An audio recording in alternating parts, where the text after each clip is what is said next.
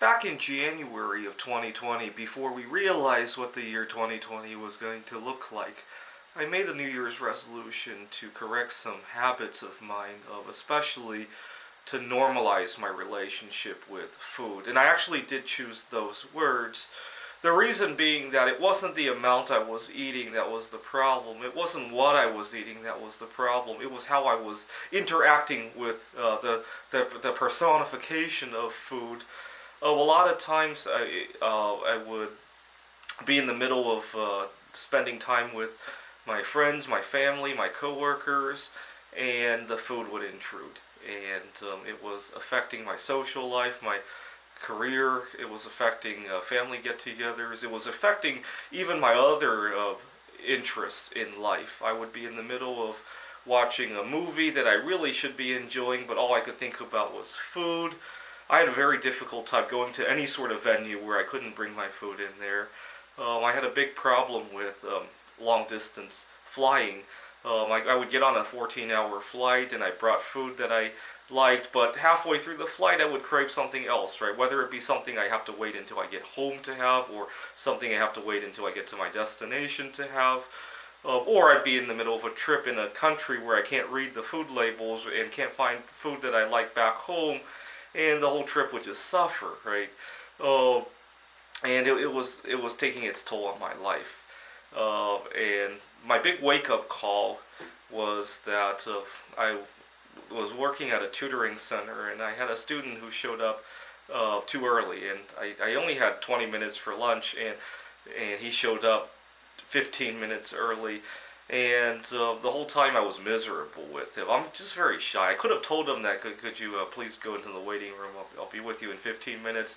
But I started, and then I started with him, and then I realized I had a problem. And make a long story short, I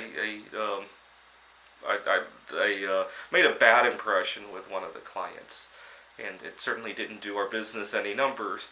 But another big wake-up call was then what happened in 2020. Somebody halfway around the world decided to eat something exotic, and now we're all paying the price for it. The other thing that gave me a sense of motivation is after the guy halfway around the world decided to eat something exotic, we had food shortages here in Seattle, and it made me realize that maybe I shouldn't hog all the food, even if I could afford to, because the rest of the people might not be able to afford my habit of hogging all of the food, and it became another source of inspiration for me.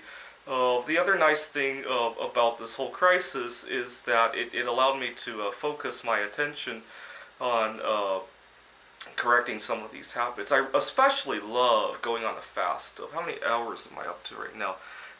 I'm recording this at around 5 a.m. on May 29th, and I am about 10 hours into a fast. I hope to do another 24 to 48 hour fast again.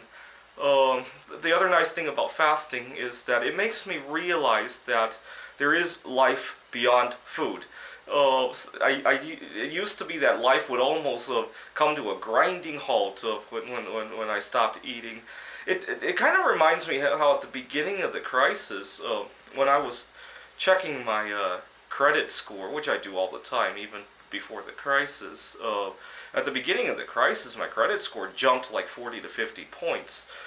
And I thought that was weird. I didn't pay off any debts, and I certainly didn't take on any new debts, and I didn't do anything unusual. I didn't have anything fall off the report or anything. And then I learned the credit score model is curved, and I think it's from 300 to 800 or something like that, and it's like a normal distribution with something at the middle and some median and standard deviation. It's a normal distribution of the population of the United States, and because of the coronavirus pandemic, everybody's credit score was tanking. And mind you, this was a week or 2 weeks into the lockdown, and it reminded me of how many people couldn't go a single paycheck without taking a hit to their credit score. It kind of reminded me of how I dealt with my food in the past. As soon as I missed an hour of eating, everything ground to a halt.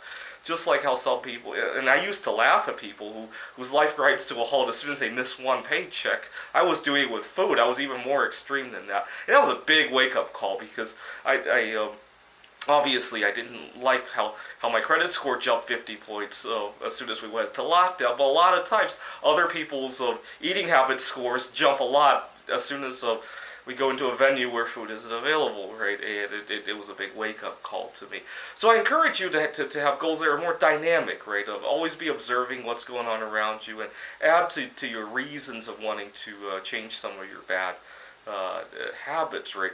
I hope COVID-19 has been an inspiration on things that you probably never considered to be a problem until you either couldn't do them anymore or you realized there were more consequences to what you originally thought was a problem. Thanks for watching.